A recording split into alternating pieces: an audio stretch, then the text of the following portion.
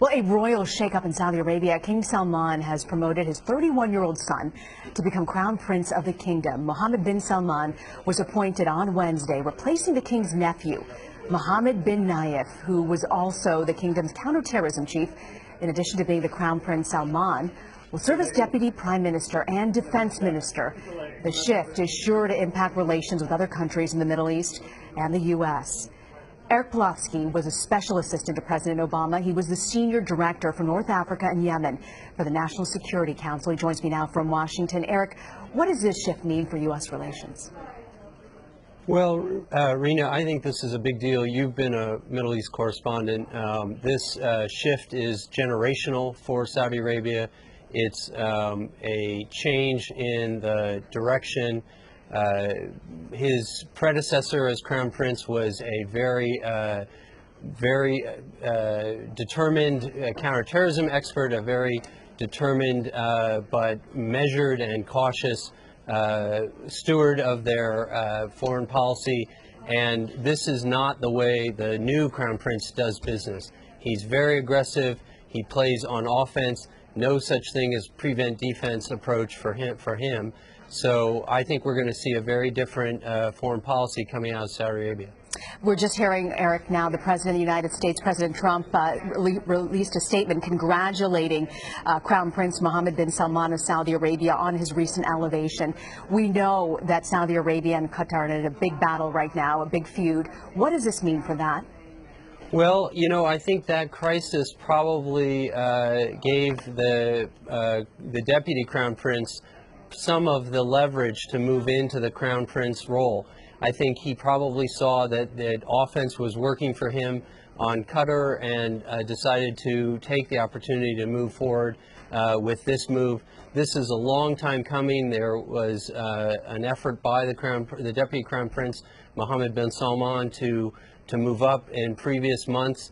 It didn't get very far. The Allegiance Council, which is responsible for the succession, at least in formality purposes, was not really open to that move. There were a lot of behind-the-scenes moves to move people aside, to offer people deals, to show that the Deputy Crown Prince could move up. And anybody who was willing to make a deal probably got one. Anybody who was not was probably moved aside. So I think Qatar was an opportunity for him to show his foreign policy chops. Right now, it doesn't look so good, but it was his way of moving forward. He's 31 years old, Eric. He's replacing Mohammed bin Nayef, who's 57. Saudi Arabia has a young population. 2/3 of the people are under the age of 30. So what does this mean to have someone like him who is still very young, not fully experienced, but still representative of a population that's young?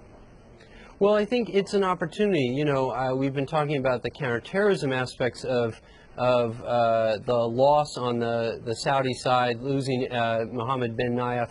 But on the other side, Mohammed bin Salman, the new Crown Prince, he's been in charge of their economic portfolio. He's been in charge of their Vision 2030, which is designed to reform their economy. He's running the Saudi Aramco IPO. So he is, from the domestic side, someone who's vested in the future of the Saudi economy, which is what young people are worried about. They're worried about getting an education and having something to do with that education.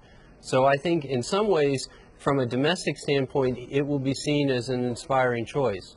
Do you think, Eric, this shift will in any way affect oil prices? I think that's yet to be seen. Right now, oil prices are, not in great shape. It's been a real damage impact on the Saudi reserves. It's been not helping their economy or their government very much. So I think I would not hazard a guess as to whether this helps or hurts. I think fundamentally, on their foreign policy, I think the United States is going to have to be very careful to see what opportunities there are to overlap, but meter what they're doing. And on the domestic side, I think it will give young Saudis perhaps a little bit more confidence their government is at least angled in a way that it's hearing their concerns. Eric Polofsky, thanks for joining us, Eric. Happy to do it.